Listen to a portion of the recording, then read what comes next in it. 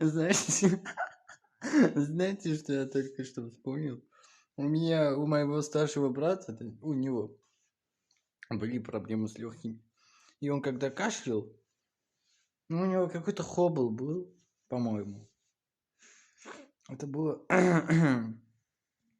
Больше всего было похоже на хоббл. Я решил, что это хоббл, и я говорил ему, что это хоббл. Это у него несколько лет было, и сейчас вроде есть кашляет иногда. Блять. И когда он кашлял...